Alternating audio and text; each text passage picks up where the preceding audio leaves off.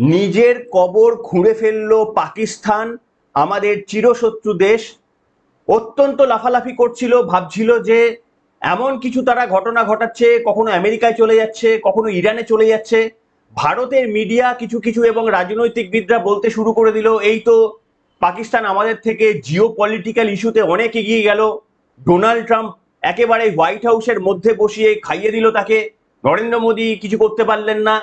চারিদিকে ভারতের মধ্যেও সমালোচনা হতে শুরু করে দিল। গোটা বিশ্বেও মনে করা হচ্ছিল যে এবার বোধহয় ভারতকে টেক্কা দিয়ে জিও পলিটিক্যাল ইস্যুতে পাকিস্তান অনেকটা এগিয়ে গেল। পাকিস্তান কি করেছে জানেন? নিজেদের কবর খুঁড়ে ফেলেছেন। ইয়েস, একেবারে কার্যত মৃত্যু অনিবার্য, বিপর্যয় অনিবার্য। আপনারা দেখুন, একটা আমি অংশ দেখাচ্ছি। US strikes on Iran reportedly launched from the Pakistan base, raising regional tension. মানে কি?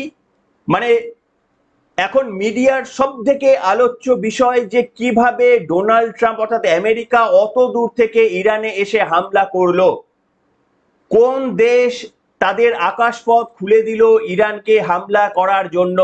আপনারা জানেন যে ইরানের সঙ্গে পাকিস্তানের একটা বর্ডার শেয়ারিং রয়েছে, এবং এই মুহূর্তে সব থেকে আলোচনার বিষয় যেটা আপনাদের দেখালাম, যে সম্ভবত পাকিস্তান তো স্বীকার করবে না আর আমেরিকাও স্বীকার করবে না, কিন্তু বাকিরা সবাই দাবি করছে, এমনকি ইরানের মিডিয়াতেও দাবি করা হচ্ছে যে পাকিস্তান তাদের আকাশপথের সীমা খুলে দিয়েছে, আর সেই পথেই আরো একটা মুসলিম কান্ট্রিকে এসে ধ্বংস করে গেছে ডোনাল্ড ট্রাম্প। বুঝতে পারছেন এরপরে কি অভিঘাতটা এসেছে পাকিস্তানের বিরুদ্ধে? জানেন, কল্পনা করতে পারছেন আপনারা? একটা মুসলিম স্টেট হয়ে আরো একটা মুসলিম স্টেটের বিরুদ্ধে গাদ্দারি করার পরিণামে কি অভিঘাত সৃষ্টি হয়েছে একবার কল্পনা করতে পারছেন? যারা পারছেন না তাদের জন্য আজকের এই পর্বটা। সমস্ত ইসলামিক স্টেটগুলো পাকিস্তানের প্রতি কি ভয়ানক তাদের আক্রোশের সৃষ্টি হয়েছে সেটা যেমন আপনাদের বলবো, ইসরায়েলের এই দ্বিতীয় টার্গেটকে সেটাও আজকে ব্যাখ্যা করব আপনাদের সামনে। তবে একটাই রিকোয়েস্ট, ভালো লাগলে কমেন্ট, শেয়ার এবং লাইক, এটাই একটাই দাবি। নমস্কার, ওয়েলকাম সিম্পল অ্যাজ এবিসি, আপনাদের সকলকে স্বাগত জানিয়ে শুরু করছি অত্যন্ত গুরুত্বপূর্ণ আরো একটি পর্ব। আমি প্রথমে একটা কথা বলে রাখি যে ইসরায়েল ইরানের পরমাণু ঘাঁটিগুলোকে ধ্বংস করে দিয়েছে। আমার একটা কথা গায়ে লিখে রাখুন, যে ইসরায়েলের সেকেন্ড টার্গেট হচ্ছে পাকিস্তান। শুনতে অবাক লাগলেও সত্যি। তার কারণ একটা ইহুদি দেশ হয়ে ইসরায়েল কোনোদিন চায় না যে কোনো ইসলামিক স্টেটের হাতে কোনো পারমাণবিক অস্ত্র থাকে। যদিও ইসরায়েল আগেই, পাকিস্তান যখন অস্ত্র তৈরি করছিল পারমাণবিক অস্ত্র 1980 সাল নাগাদ, তখনই কিন্তু হামলা চালানোর প্রস্তুতি নিয়েছিল। আর আজকে এই আমেরিকা যারা ইসরায়েলকে সাপোর্ট করে তেহরানে পরমাণু অস্ত্রগুলোকে গুড়িয়ে দিয়ে এসছে, এই আমেরিকায় প্ল্যান ভেস্তে দিয়েছিল ইসরায়েলের। না হলে আমাদের পড়শি দেশ তারাও কিন্তু ধ্বংস হয়ে যেত, পারমাণবিক অস্ত্র এই ইরানের মতো তারাও তৈরি করতে পারতো না। সে প্রসঙ্গে আসবো। কিন্তু আজকে কি ভয়ানক কাণ্ড ঘটেছে জানেন? একবার কল্পনা করতে পারছেন? যদি শুনুন, যদি পর্বটা প্রত্যেকটা অংশ শোনেন, তাহলে আপনারা বুঝতে পারবেন যে কি ভয়ানক বিপদে পড়ে গেল। এটা শুধু ভিডিও বানানোর জন্য ভিডিও নয়, জাস্ট কল্পনা করে দেখবেন আপনারা আমাদের পড়শি দেশ কি ভয়াবহ পরিস্থিতির মধ্যে পড়ে গেল। আর আমাদের পড়শি শত্রু দেশের ভয়াবহ পরিস্থিতি মানে মানে আমাদের কূটনৈতিকভাবে আমরা এগিয়ে গেলাম। আপনারা জানেন ভারতের প্রধানমন্ত্রী নীরব এবং নিশ্চুপ ছিলেন। অনেকে বলতে শুরু করে দিয়েছিলেন ভারত ডিপ্লোম্যাটিক্যালি পিছিয়ে যাচ্ছে, পাকিস্তান এগিয়ে যাচ্ছে, পাকিস্তান একেবারে গোটা বিশ্ব ঘুরে বেড়াচ্ছে। কিন্তু বাঁদর যতই লাফালাফি করুক না কেন, সেই বাঁদর তেল মাখা বাঁশে 2 ফুট উঠলে 4 ফুট নামবে, এটাই গন্তব্য। আর সেটাই হয়েছে। আমি আপনাদের সামনে বলবো যে দেখুন, যেমন ইরানের মিডিয়াতে আলোচনা হয়েছে যে পাকিস্তান গাদ্দারি করেছে, সমস্ত মিডল ইস্ট ইসলামিক স্টেট তারা রাগে ফুটছে পাকিস্তানের বিরুদ্ধে। এই ঘটনার শুধুমাত্র প্রমাণটা একেবারে সাবুত হিসাবে পাওয়া যাচ্ছে না, তা না হলে এখনো পর্যন্ত অসমর্থিত সূত্রে প্রায় সকলেই মেনে নিয়েছেন, সকলেই ফুঁসছেন এই পাকিস্তান কিভাবে গাদ্দারি করলো। একটা ঘটনা আপনারা মনে করে দেখুন। পাকিস্তান ডোনাল্ড ট্রাম্পের আহ্বানে আমেরিকা চলে গেলেন, ডোনাল্ড ট্রাম্পের সঙ্গে গোপনে বৈঠক করলেন এবং সেখানে গিয়ে পাকিস্তানের এয়ারবেসগুলোকে ব্যবহার করার অনুমতিও দিয়ে এসেছিলেন বলে জোর জল্পনা সেই মিটিংয়ে। ঠিক তার পরের দিন আমেরিকা যেদিন করলেন তার 1 থেকে 2 দিনের মধ্যে আমেরিকা বলেছিল 2 সপ্তাহ আমি সময় নেব, কিন্তু মাত্র পাকিস্তানের সঙ্গে মিটিং এর মাত্র দুদিনের মাথায় ইরানের বুকে একেবারে এই হামলা চালালো।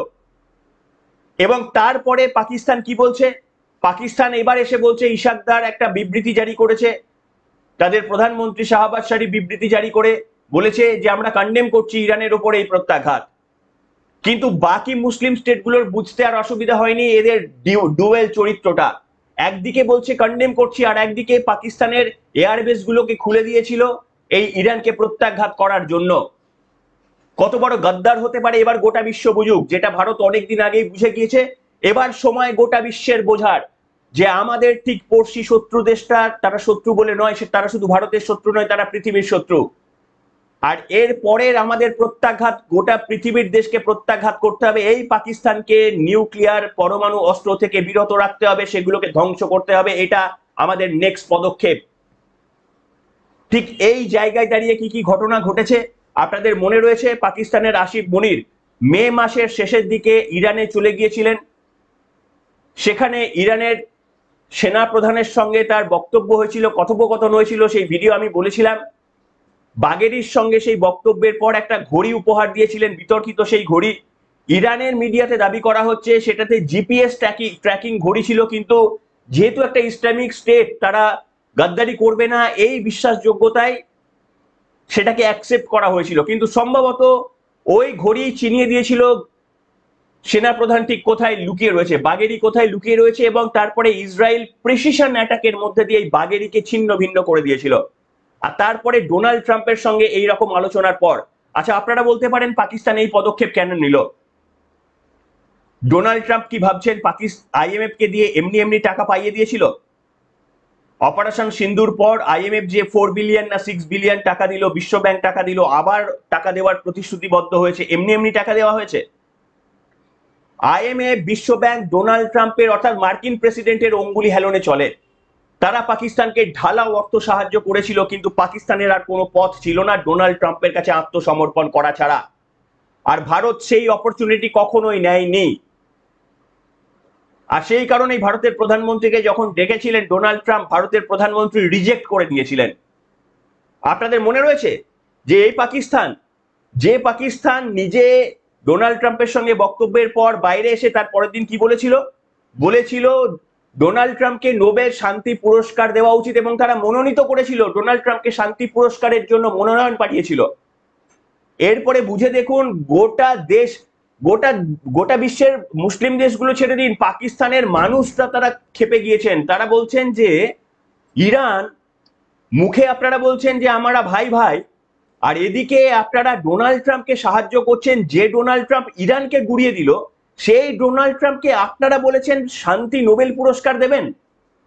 কত বড় গাদ্দারি করেছে ইসলামিক দেশের সঙ্গে বুঝুন। ভারতের যে সমস্ত এখনো কিছু অভারতীয় রয়ে গিয়েছে, ভারতের মধ্যে যে অভারতীয় একটা অংশ রয়ে গিয়েছে, যারা ভারতের মধ্যে, আমি ভিডিও দেখিয়েছিলাম আপনাদের সামনে, প্যালেস্তাইনকে সাপোর্ট করে। প্রশ্ন করা হয়েছিল ভারত না প্যালেস্তাইন, কাকে সাপোর্ট করেন? বলেছিল, নির্দ্বিধায় বলেছিল প্যালেস্তাইনকে সাপোর্ট করি, ভারতকে কেন সাপোর্ট করব, ভারতের বাসিন্দা, ভারতের নাগরিক। ঠিক এই অবস্থায় পাকিস্তানের এই ভূমিকা নিশ্চিতভাবে এই সমস্ত লোকগুলোকে খুব আনন্দিত করবে বলে মনে হয়, যে পাকিস্তান নিয়ে তারা উল্লাস, পাকিস্তান জিতলে বাজি ফোটান। পাকিস্তানে অপারেশন সিন্ধু পরাজিত হওয়ার পর যারা রাস্তায় নেমে বিক্ষোভ দেখিয়েছিলেন, শেখু মাকুদের মধ্যেও কেউ কেউ রয়েছিলেন, তারা আজকে পাকিস্তানের গাদ্দারি নিয়ে সবাই নীরব এবং নিশ্চুপ। নিজেদের দেশে অপমানিত, লাঞ্ছিত হচ্ছেন, যে নিজেদের পড়শি দেশের মানে একটা বর্ডার শেয়ারিং রয়েছে সেই ইরানকে যে আমেরিকা গুড়িয়ে দিয়ে গেল ইসলামিক স্টেট, সেই ইরানকে গুড়িয়ে দেওয়া ডোনাল্ড ট্রাম্পকে নোবেল পুরস্কারের জন্য তার একদিন আগে নমিনেট করেছে। পাকিস্তানকে কতটা বিপদে ফেলেছে ডোনাল্ড ট্রাম্প বুঝতে পারছেন? এই পাকিস্তানের যোগ্য শাস্তি এটাই হওয়া উচিত। শুধু এটা নয়, ওয়েট করুন, পিকচার আবি বাকি হ্যায় মেরে দোস্ত। চীনের অবস্থান কি? চীনের অবস্থান এই মুহূর্তে আপনারা জানেন, তারা ইরানের সাপোর্টার, ইরানকে সাপোর্ট দিয়েছে, তার কারণ 80% তেল চীন ইরানের কাছ থেকে কেনে। সেই চীনের তরফ থেকে বিবৃতি জানিয়ে বলা হয়েছে, রেড ফ্ল্যাগ জারি করা হয়েছে। ইয়েস, আপনারা দেখতে পাচ্ছেন রেড ফ্ল্যাগ জারি করা হয়েছে। সেই রেড ফ্ল্যাগ জারি করে বলা হয়েছে যে আমরা পাকিস্তানের সঙ্গে ইউএস এর এই সম্পর্কে আমরা থ্রেটেন্ড।